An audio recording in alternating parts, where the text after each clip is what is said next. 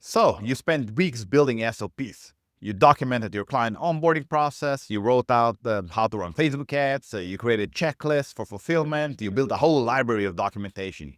And then what happens is you look at it 6 months later and you realize nobody's using it. Your team isn't following the SOPs. You're not following the SOPs. Everything you built is just basically sitting there. It's collecting digital dust. So here's what happened. You build documentation, but you didn't build a system for using documentation. And unused SOPs are worthless, right? And in this video, I'm going to show you why documentation doesn't get used, what makes systems actually usable, and how to build processes that your team actually follows instead of just ignores. So let's get into it. Now, most founders think that the hard part is building the documentation, writing everything down, capturing the process, making it detailed, but actually that's not the hard part. The hard part is getting people to actually use it. And most SOPs fail for two reasons. First, they're too complicated. So if you write a 20-page document for a process that happens twice a week, guess what? Nobody's reading 20 pages. They're going to ask you instead because it's just way faster, right? The more detailed you make the documentation, the less likely anyone is to use it. You think you're being thorough, you're actually making it unusable. And second, there's no forcing function in many businesses. So nothing makes people check the SOP.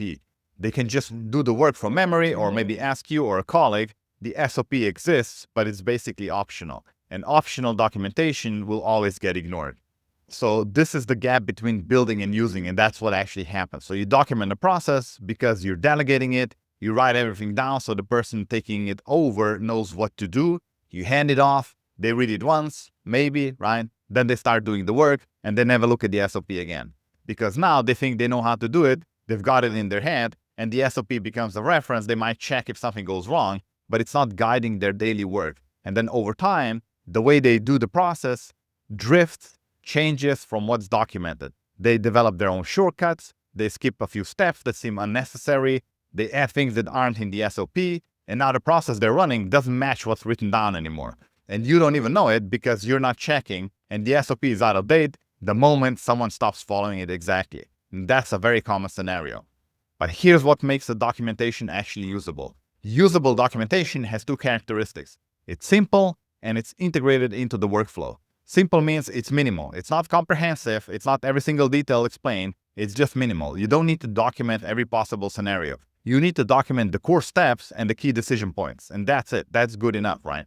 A good SOP for most processes is basically a one-page checklist. Do this, and then do this, and here's how you do it.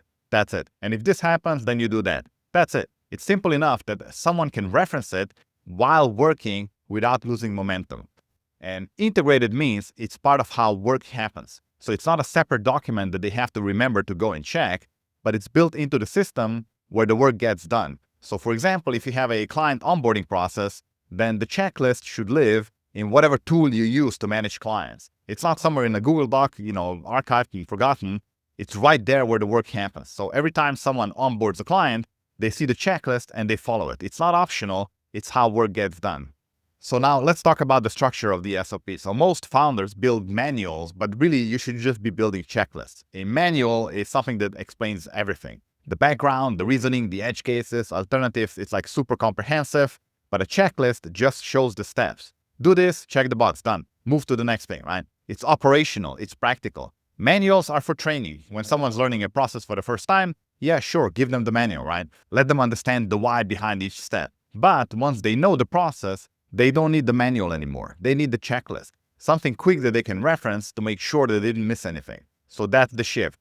Stop trying to document everything in one massive SOP. Build a simple checklist for doing the work. Then build a separate reference doc for edge cases and context. And the checklist is what gets used daily, and the reference doc is what gets checked occasionally when something weird comes up. And the next thing, of course, is you have to build adoption, because building the SOP is not enough. You have to build adoption into the process, and here's how you do it. First of all, make it the path of least resistance. So the SOP should be easier to follow than trying to remember or trying to ask you, right? If your team has to hunt for documentation, then they won't use it. Put it where they are already working. So if they manage tasks in Asana, you put the checklist into a Asana template. If they respond to clients in a CRM, you put the response framework right there into the CRM. You make following the SOP the default, the easy solution, and not the extra step and extra work. Second, you have to check that it's being followed. If nobody's verifying that the SOP gets used, then people will skip it. Not because they're lazy, but because there's no accountability. It's just human nature. So you need to build in checkpoints. Maybe it's a weekly review where you spot check a few completed processes. Maybe it's requiring the checklist to be marked complete before a task is closed. Whatever works for your business. But someone needs to be checking that the SOPs are actually being followed. And then third, you need to update them when reality changes. Because if your team keeps skipping a step, maybe that step doesn't actually matter anymore, right? If they keep asking about something not in the SOP, then you're going to have to add it. The SOP is a living document. It should evolve based on how work actually happens. It shouldn't stay frozen as how you thought it should happen 6 months ago. And this is the shift that most founders miss. They think of SOPs as something you build once, you document the process, and then you're done. But processes are not static. They evolve as your business grows, changes, all sorts of things can change in the market. And if your documentation isn't evolving with them, it basically becomes useless. And that's why most SOPs collect dust. They were accurate when they were written, but the business moved on and the documentation didn't. You need a living document mindset. So SOPs aren't finished when you write them. They're finished when you stop doing that process. Until then, they need regular updates. They are a living document. You assign someone to own each SOP. So not write it, but own it. And their job is making sure that the SOP stays current. And then when the process changes, they update the document. When someone finds a better way, they capture it, they integrate it. When edge cases come up, they add guidance. So the SOP stays alive because someone's responsible for keeping it accurate. And ideally, that someone isn't you, but the person who's the most appropriate for that specific process. Now, if you already have a library of unused SOPs, then you don't want to try to fix them all at once. Just pick one process that matters, something your team does regularly, something that breaks when it's done wrong, and simplify the documentation for that one process down to a checklist. Then you integrate it into your workflow so people have to use it.